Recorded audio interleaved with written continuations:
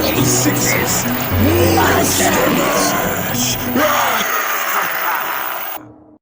Nightmare on Elm Street 2, Freddy's Revenge.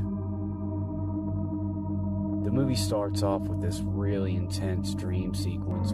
The bus comes to a stop and the doors open and you can see Robert Englund driving the bus, and then he shuts the door and then continues driving. Jesse was having a dream. He's on a school bus and Freddy's driving the bus. Jesse's family, the Walsh family, moved into the same house that Nancy and her family used to live in the first Nightmare on Elm Street. The family's experiencing a lot of weird shit going on in the house.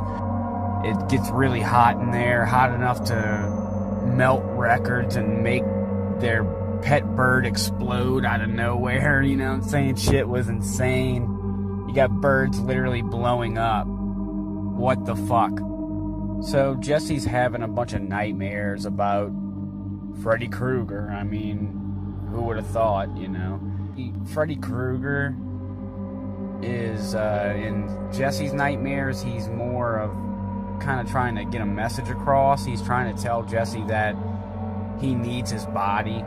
There's this really cool part where Freddy Krueger says, you have the body and I have the brain, and he rips off the top of his scalp and reveals the brain underneath. It was really awesome, really cool effect.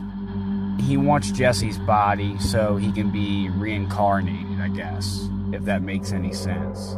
Really weird concept, but he's trying to come back to the real world through Jesse again. The coach basically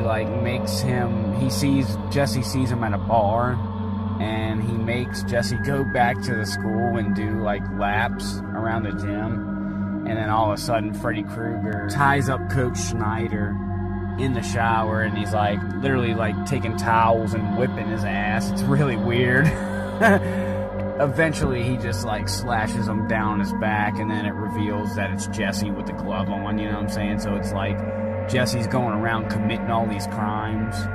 Freddy's using him as a pawn. He even makes him kill his best friend. The girl goes to the boiler room where Freddy is, because Freddy Krueger and Jesse are one. She just basically tells him that she loves him, you know, come back to me, you can beat him kind of thing, you know, and that's pretty much what happens, and love overcomes Freddy Krueger even, you know, and that's how they kind of kill him off. And Jesse's in a cocoon, and Jesse's underneath, and then I guess they go home and have a happy ending, you know.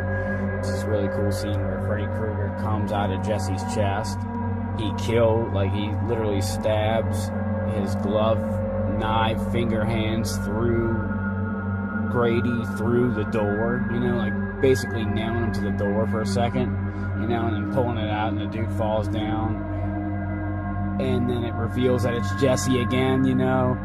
Okay, so there's this pool party, and Freddy's in the real world, you know what I'm saying? He's slaying people left and right. There's people running away and falling down, falling over shit, trying to get away from him, you know. This guy's we're just trying to help you. Freddy Krueger's help yourself, fucker!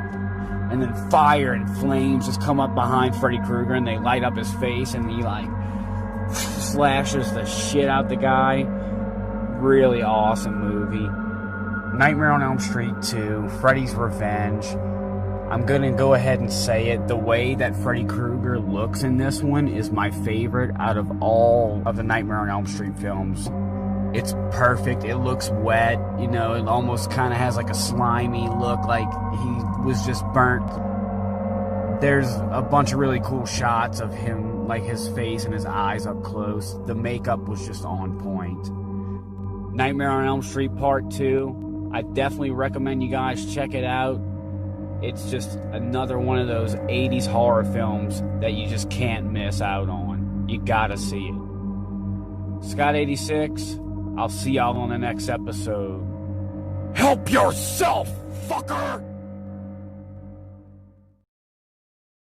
We took the long